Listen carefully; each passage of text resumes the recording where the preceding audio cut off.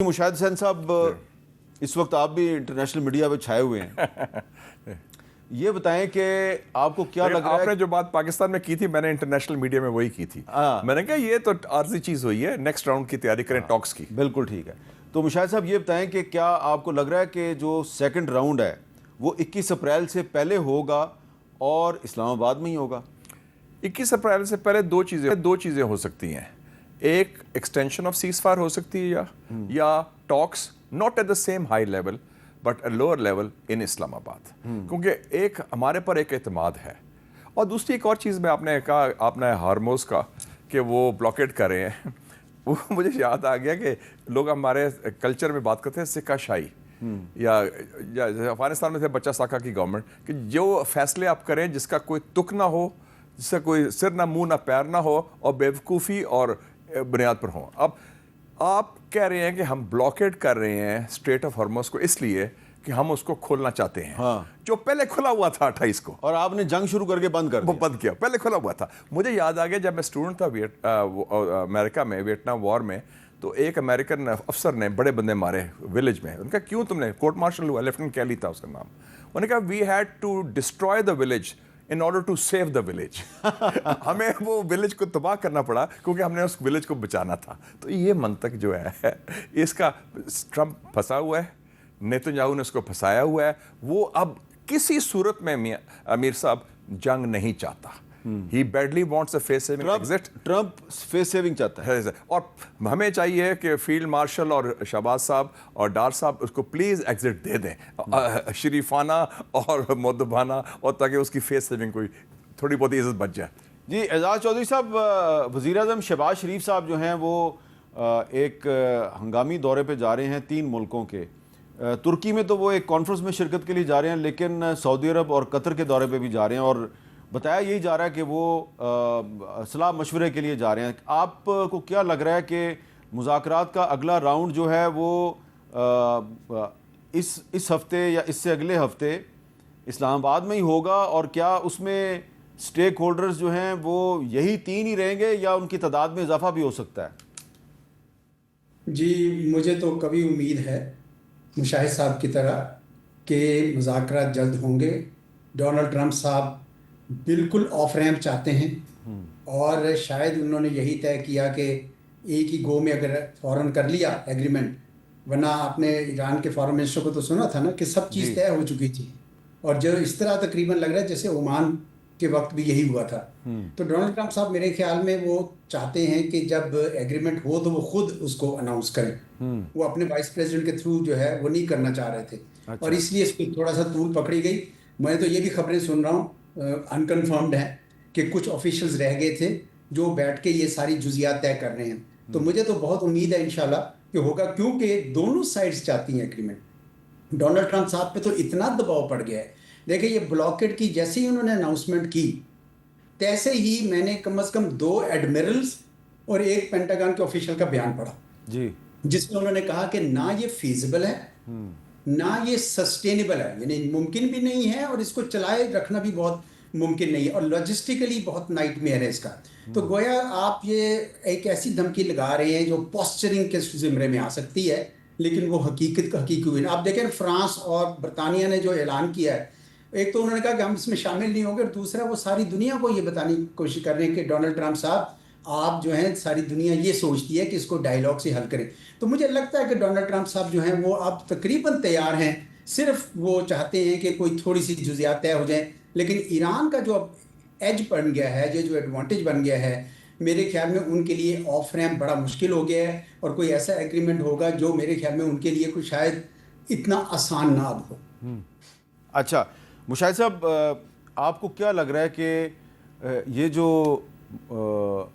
अगला राउंड होगा मुज़ाकरात का, तो इसमें यही 3 पार्टियां ही होंगी या कोई नए मेहमान भी इसमें शामिल हो सकते हैं? मेरे ख्याल में वो कहते हैं ना कि जो काम सही चल रहा है उसको चलने दें। To many कुक्स spoil the broth. ठीक है। 3 पार्टीज रेलिवेंट हैं, अमेरिका और ईरान प्लस पाकिस्तान। دونوں نے آپ پر اعتماد کا ووٹ دیا ہے. دونوں اسلام آباد میں بڑے ریلیکس تھے, کھلے ڈلے ماحول میں. جفیاں بھی پڑھی ہیں ایرانیوں کے ساتھ, امریکی بھی خوش تھے, ایرانی بھی خوش تھے. یہ تو بڑی آپ کی بڑی خوش قسمتی ہے کہ دونوں کا آپ کا پورا اعتماد ہے. کسی اور پارٹی کو مہمان اداکار کو لے کے آئیں گے, ہوتا ہے نا فلموں میں مہمان اداکار, وہ کوئی فائدہ نہیں ہوگا فوٹو آپ کے لیے. کیونکہ کچھ ممالک جو ہیں ان کی طرف سے یہ خبریں آئی ہیں کہ جناب اس میں ہم بھی سٹیک ہولڈر ہیں, ہمیں اس میں شامل نہیں کیا گیا. دیکھیں نا, بیسک سٹیک ہولڈرز دو ہی ہیں. ہاں. اور یہ بات صرف اب جنگ ختم ہونے کی نہیں ہو رہی میر صاحب, بی ویری کلیئر. جو 47 سال تک جو ایک دشمنی تھی امریکہ کی اسلامی انقلاب کے ساتھ, ایران اب سیاسی طور پر جیت گیا جنگ, امریکہ فوجی طور پر ہار گیا, مطلب وہ ان کو نہیں کر سکا. اور اسرائیل کو پہلی دفعہ پھینٹی پڑی ہے, جو اسرائیل کا جو ایک امیج تھا, اور پہلی دفعہ اسرائیل امریکی تعلقات میں ایک دراڑ آ گئی ہے. یہاں نوٹ کریں, اس کے بڑے اثرات ہوں گے اس جنگ کے, بہت اثرات ہوں گے. تو اس حوالے سے ان کو ادھر ہی رہنے دیں. 80% تو کام آپ نے کر دیا. You had already agreed, MOU تیار تھا, سائن تیار تھا. وہ تو پتہ نہیں کوئی رات کو 4-5 بجے کو فون کال آیا, میرے خیال میں گند کیا ہے تو نیتن یاہو نے کیا ہے, اور وہ اچھا نہیں یہ چاہتا. نیتن یاہو جو ہے اس کی خبر جو ہے ایک اس کا بیان پوری دنیا میں رپورٹ ہو رہا ہے. It is shocking. کہ Israel's Netanyahu says US reports to him daily on Iran talks. اور اس پہ امریکہ میں بڑا اس نے کیا کہتا ہے, اس نے کہا کہ جب JD وینس نے جہاز اڑا اسلام آباد سے تو پہلا فون مجھے کیا, he reported to me. اس نے یہ نہیں کہا he briefed me یا he informed me, he reported to me. پھر مشاہد صاحب امریکہ کا اصل صدر کون ہے, نیتن یاہو ہے یا ٹرمپ ہے؟ آئی تھنک اس کو جوائنٹ ہے, کو پریزیڈنٹ ہے. وہ ہمارے یہاں کو چیئرمین ہوتا ہے پارٹی کا, کو چیئرمین, تو اس کو جوائنٹ ہے. اس کو جو مڈل ایسٹ کے حوالے سے وہ کو چیئرمین ہے, کو پریزیڈنٹ ہے. اچھا, اب اس میں اعزاز چودھری صاحب ایک اور بڑا اہم ایشو ہے. آج میں نیو یارک ٹائمز دیکھ رہا تھا, اس کی جو ہیڈ لائن تھی وہ تھی کہ ساؤتھ لبنان میں جو اسرائیل ہے اس نے ایک پورا شہر جو ہے طائر, اس کو بالکل انہوں نے تباہ و برباد کر دیا, اس کو غزہ کی طرح انہوں نے نیست و نابود کر دیا ہے. تو جب تک یہ جو سیز فائر ہے یہ لبنان تک نافذ العمل نہیں ہوتا تو مذاکرات کا دوسرا راؤنڈ کامیاب کیسے ہوگا؟ جی شکریہ. اس سے پہلے میں اس کا جواب دوں, جو آپ نے سوری پہلے بات کی تھی, میں اس کا جواب دینا چاہیے تھا کہ وزیر اعظم صاحب کے جو دورے ہیں یہ بہت اچھی بات ہے. سعودی عرب کے ساتھ تو اس کا اور بھی مقصد ہو سکتا ہے, لیکن یہ سارے تینوں دورے جو ہیں ان کو آن بورڈ کرنا ہے. یہ میں سمجھتا ہوں کہ پاکستان کی پالیسی بہت اچھی ہے. ٹھیک ہے, اسٹیک ہولڈرز یہی ہیں, یہ دو ہیں جی, صرف ایران اور اسرائیل ہیں, امریکہ ہیں. اور اسرائیل سے تو توقع یہ کی جاتی ہے کہ جو ایران فیصلہ کرے گا اس کو ماننا ہوگا. تو باقی 3 ملکوں کو اگر آن بورڈ کریں, اسی طرح چین کو آن بورڈ کرنا, ان کو کانفیڈنس میں رکھنا, یہ میرے خیال میں پاکستان کے لیے بہت ضروری ہے, اور یہ میرے خیال میں ہماری قیادت کر رہی ہے. اب آپ نے جو بات کی کہ لیبنان کے اوپر جو ہے یہ بہت سنجیدہ معاملہ ہے, کیونکہ ایرانی اس کے اوپر بہت زور لگائیں گے. حزب اللہ نے ایران کا ساتھ دیا تھا برے وقتوں میں, اب ایران بالکل چاہے گا کہ حزب اللہ کے ساتھ کھڑا رہے, بلکہ باقیوں کے ساتھ بھی کھڑے رہے. اور ایران کے پاس یہ پتے ہیں, اگر یہ بلاکٹ کی بات کر رہے ہیں, وہ ہوتیز کو ایکٹیویٹ کریں, ریڈ سی کو بھی بند کرتے ہیں, بہت مشکل ہو جائے گی. تو میرے خیال میں امریکہ کے اوپر دباؤ ڈالنا پڑے گا کہ آپ اسرائیل کو روکیں.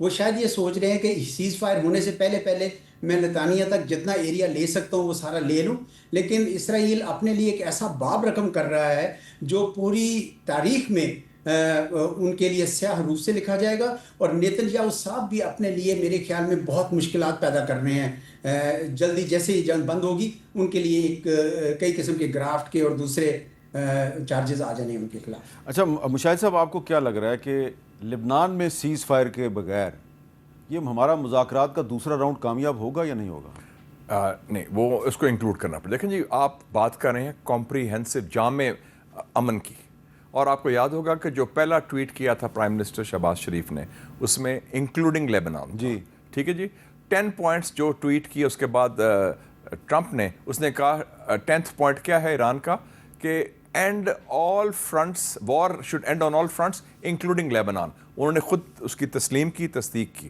ٹرمپ نے بھی. بعد میں نیتن یاہو کے کہنے پر وہ مکر گئے ہیں, اور اب وہ علیحدہ ٹاکس کا آ رہے ہیں. دیکھیں نا, وہ میں I am sorry to use سے, انگلش میں ایک محاورہ ہے, a woman can not be half pregnant. تو یہ آدھی امن تو نہیں آ سکتا کہ ہاں ادھر امن آ جائے گا ادھر امن نہیں آئے گا. It has to be comprehensive. اگر آپ امن کی بات کریں تو امن کو آپ تقسیم نہیں کر سکتے, آپ تفریق نہیں کر سکتے, ادھر مارے مسلمانوں کو اور ادھر ہم ٹھیک ہے بیٹھے. No, that's would not be working out. اور ویسے بھی اصولی طور پر غلط ہے.